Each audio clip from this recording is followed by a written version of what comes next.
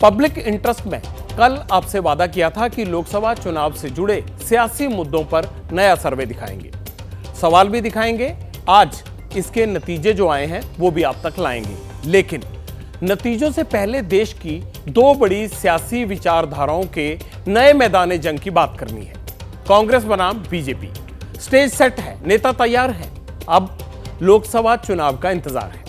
कांग्रेस नेता राहुल गांधी 14 जनवरी से भारत न्याय यात्रा की शुरुआत करेंगे।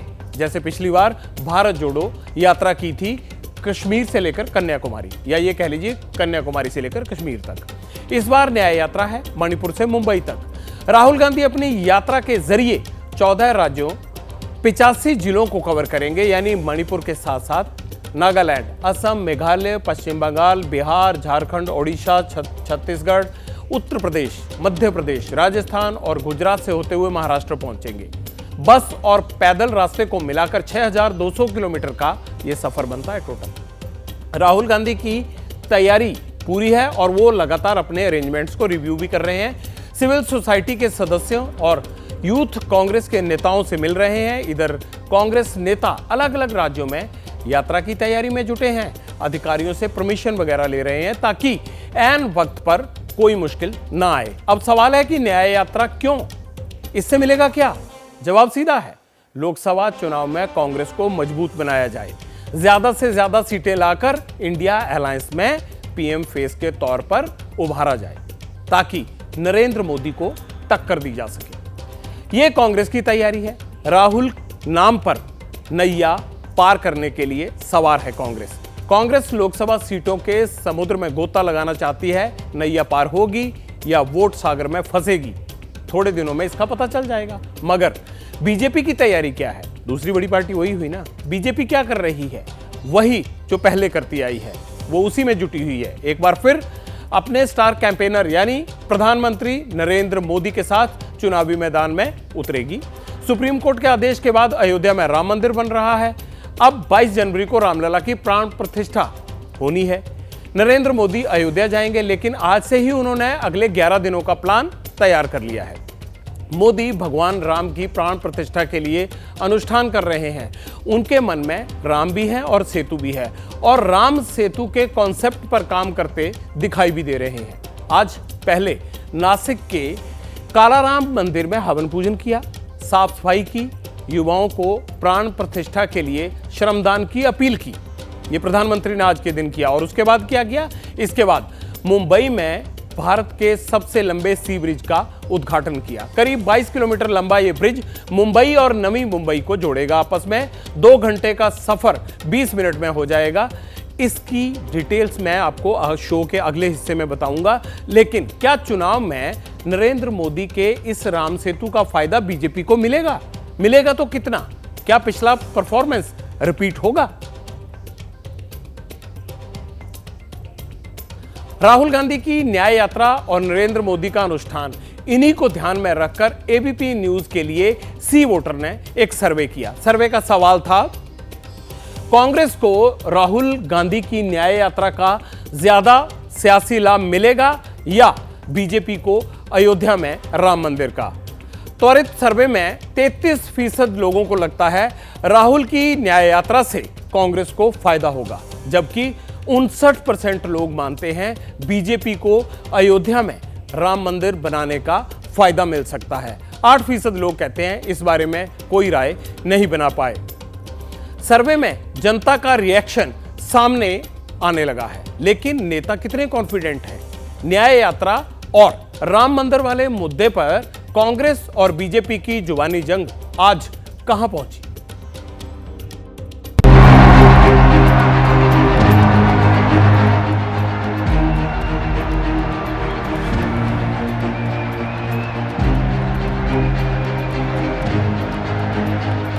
यात्रा का उद्देश्य है कि जो वंचित वर्ग है इस देश में, जिसको न्याय नहीं मिल पाया, चाहे वो गरीब है, किसान है, महिला है, नौजवान है, उनकी बातों को सुनना। जो अलायंस है वो मजबूत है। सीट शेयरिंग बहुत जल्द चालू होगी। लोकसभा चुनाव में परिणाम हमारे पक्ष में आएंगे, ऐसा मैं मानता हूँ। कोई फर्क नहीं पड़ेगा, वो 1000 यात्रा क्यों ना करे, क्यों उन्होंने 7 साल का जो यात्रा की थी, उनके कार्यकाल में क्या किया उन लोगों ने? कांग्रेस ने कुछ नहीं कर पाया। उनका पास कोई कैरेक्टर नहीं है।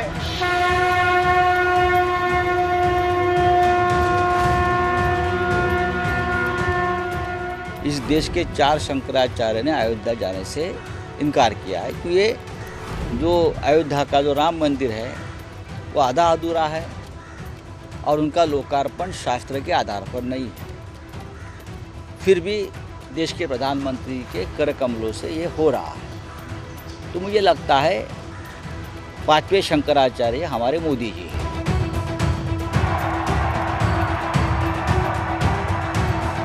22 तारीख को न्योता किसी ने लिया, किसी ने नहीं लेने दिया, गेट बंद रखा।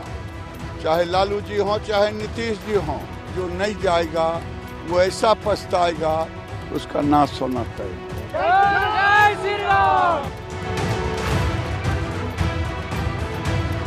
जो आस्था रखने वाले लोग हैं वो आज भी जा सकते, कल भी जा सकते हैं, परसों भी जा सकते हैं। हम पे इतने उगार करना ये ठीक नहीं है।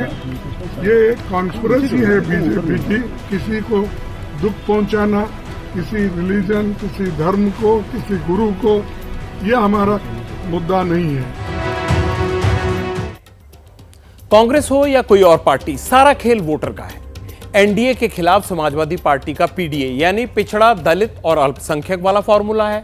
वहीं मायावती को भी मुसलमान पर एतबार है।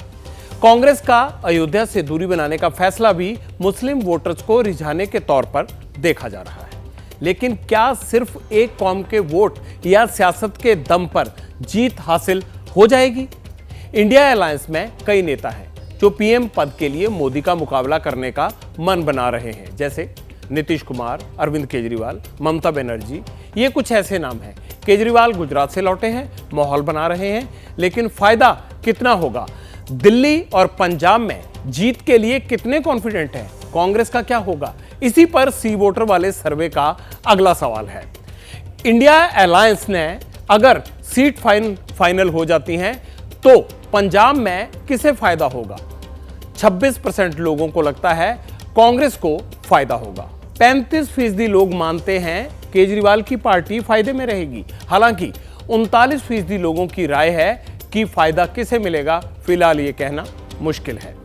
अगर दिल्ली पंजाब में सीटों के बंटवारे को लेकर कांग्रेस और आम आदमी पार्टी के बीच में मीटिंग हुई, फिलहाल सीट शेयरिंग फाइनल नहीं हुई है, लेकिन आम आदमी पार्टी पंजाब में कांग्रेस से 6 सीटें चाहती है, जबकि दिल्ली में वो 3 सीटें देने को तैयार है।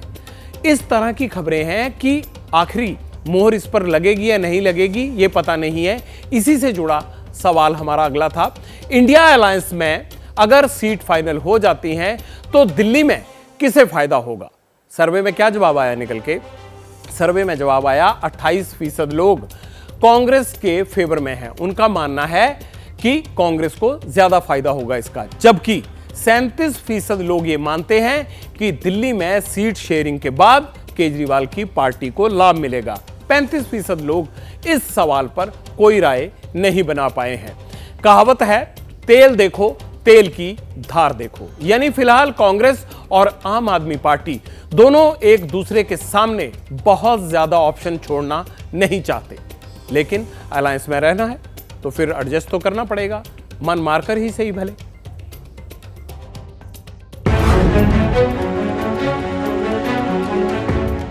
बहुत पॉजिटिव माहौल में बातचीत हो रही है। जो मिशन है वो मिशन को केंद्र में रखकर बातचीत हो रही है। मिशन यही है कि इस देश के अंदर बेरोजगारी के ऊपर चर्चा हो, महंगाई के ऊपर चर्चा हो और इसका समाधान निकाला जाए। पूरा भरोसा है कि इंडिया गठबंधन एक बहुत ही जल्द ये सारी सीट शेयरिंग और इन सब चीज़ों से निकलकर और आगे चुनाव में एक बेहतरीन प्रदर्शन के लिए काम करना शुरू करेगा। इंडिया अलायंस के बीच में सब कुछ ठीक नहीं चल रहा है। हर कोई बड़ा बड़ा दावा कर रहा है, कुछ मिलने वाला नहीं है। ये लोग आपस में झगड़ते रहेंगे और कुछ हासिल होने वाला नहीं है। जीतेंगे मोदी, आएंगे मोदी। कांग्रेस ने जिस प्रकार की राजनीति की है और वो 80 के दशक से लेकर बाद तक वो पूरा देश उससे वाकिफ है और पूरा देश जानता है। कोर्ट के अंदर इन्होंने एफिडेविट दिया था ये कहते हुए कि भगवान राम कोई थे ही नहीं, वो काल्पनिक हैं और राम सेतु नाम की चीज़ को उड़ा देना चाहिए, तोड़ देना चाहिए। एक एक बयान इनका उठा के आप देख लीजिए। एक तरफ इन्होंने गोलियां चलवाई, राइट्स को कंट्रोल नहीं किया, लोगों को मरवाने के सारे कार्यक्रम रखे।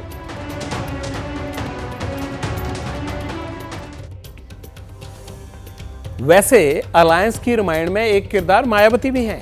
मायावती के पास अपना वोट बैंक है जो उनके कहने पर वोट डालता आया है। मायावती के भतीजे आकाश ने चुनावी कैंपेन शुरू भी कर दिया है। कांग्रेस चाहती है मायावती इंडिया अलायंस का हिस्सा बने। अब समाजवादी पार्टी भी बहन जी को लेकर सॉफ्ट हुई है। भतीजे अखिलेश यादव ने बुआ को संकेत भी दिए हैं, लेकिन सवाल है मायावती करेंगी क्या? लोकसभा चुनाव अकेले लड़ेंगी या फिर किसी अलायंस के साथ? 15 जनवरी को मायावती का जन्मदिन है। हो सकता है तब पार्टी की स्ट्रेटजी क्लियर कर दें। यहीं से हमारे सर्वे का अगला सवाल निकला। एबीपी न्यूज के लिए सी वोटर से सवाल पूछा, लोकसभा चुनाव में जिस अलायंस के साथ मायावती जाएंगी, क्या उस गठबंधन को यूपी में दलित वोट मिलेगा? 27% लोग मानते हैं कि मायावती जिस अलायंस के साथ जाएंगी उसे वोट ट्रांसफर करवा देंगी, लेकिन 62% लोग मानते हैं कि ट्रांसफर होने की बजाय ये वोट बैंक दूसरे दलों में बंट जाएगा। 11% ऐसे हैं जिन्होंने ये कहा कि इस मामले में वो कोई राय नहीं बना सके। वैसे राय तो यूपी के लीडर्स की भी बंटी हुई है, क्योंकि पिछली बार लोकसभा चुनाव में बीजेपी के खिलाफ समाजवादी पार्टी और बीएसपी ने मिलकर चुनाव लड़ा था। तब मायावती ने आरोप लगाया था कि हमारे वोट ट्रांसफर हो गए, लेकिन समाजवादी पार्टी के वोट ट्रांसफर नहीं हुए। खैर, इसके बाद महागठबंधन टूटा, दोनों पार्टी के रास्ते अलग अलग हो गए। अब समाजवादी पार्टी और कांग्रेस सीट शेयरिंग की बात कर रहे हैं। सवाल है कि क्या फिर बीजेपी के खिलाफ बीएसपी को लेकर नया मोर्चा तैयार हो सकता है, या फिर बहन जी की प्लानिंग, माफ कीजिएगा, मायावती की प्लानिंग कुछ और ही है।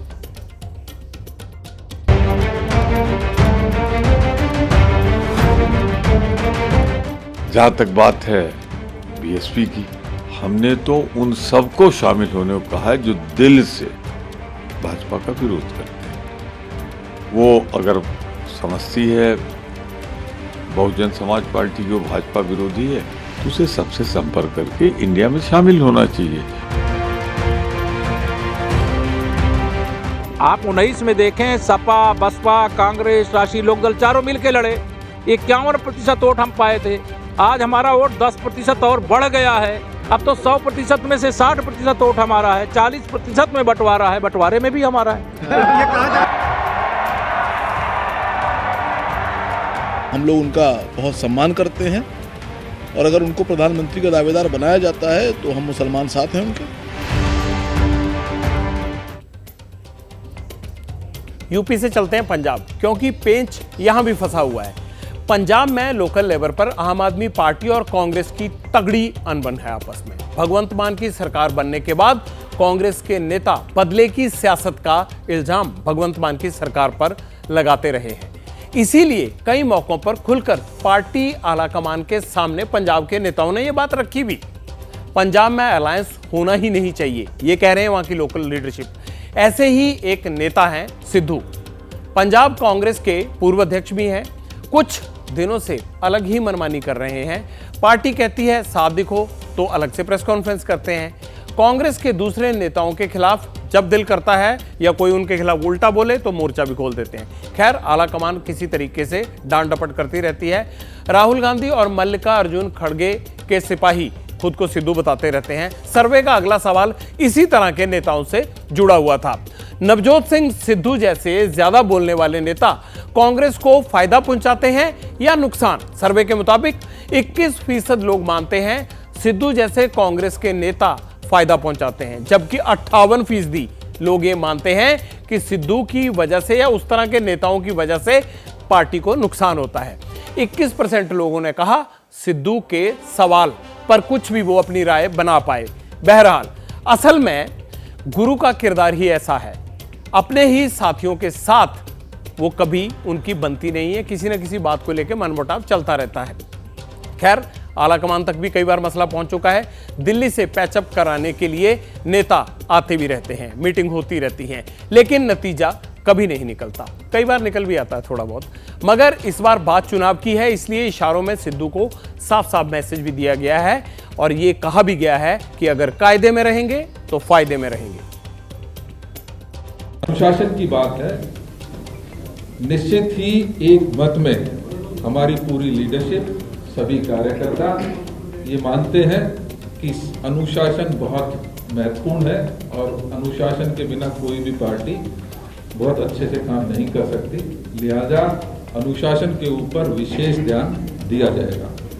निश्चित ही संगठन के विरुद्ध कोई कार्रवाई करेगा, चाहे वो छोटा कार्यकर्ता है, चाहे वो बड़े से बड़ा नेता है, उसके खिलाफ कार्रवाई होगी। बीजेपी और कांग्रेस में बेसिक फर्क यही है, बीजेपी में टॉप लीडरशिप के ऑर्डर के बाद सारी शिकायतें, सारी नाराजगियां दूर हो जाती हैं। कम से कम पब्लिक प्लेटफॉर्म पर नेता बागी तेवर नहीं दिखाते। शिवराज सिंह चौहान हो, रमन सिंह हो, वसुंधरा राजे सिंधिया हो, इसका परफेक्ट एग्जाम्पल है। तीनों को सीएम नहीं बनाया, सबको मना लिया। लेकिन कांग्रेस में इंटरनल डेमोक्रेसी के नाम पर कई नेता बार बार राहुल प्रियंका की करीबियों को भुनाने की कोशिश करते हैं, कई बार प्रदेश की लीडरशिप को चुनौती भी दे देते हैं। इन्हीं सब वजहों के चलते कांग्रेस कलह का शिकार हो जाती है। लेकिन लोकसभा चुनाव में क्या होगा, इस बार जनता किसे सत्ता की चाबी देगी? पब्लिक इंटरेस्ट में चुनाव का हर update, opinion poll, exit poll से लेकर सबसे तेज नतीजे हम आपको बताते रहेंगे। जैसे ही घड़ी का काटा दोपहर 2:30 पे आए, बबीता जी का दिल सास बहू साजिश के लिए मचल जाए। और ये है इनकी बहू, पूरे दिन ऑफिस की टेंशन हो जाए गॉन जब ये करें अपना फेवरेट शो फ्री टाइम पे ऑन। इनकी तरह आप भी देखिए अपना फेवरेट शो अपने टाइम पर और डाउनलोड कीजिए एबीपी लाइव ऐप अपने स्मार्ट टीवी पर।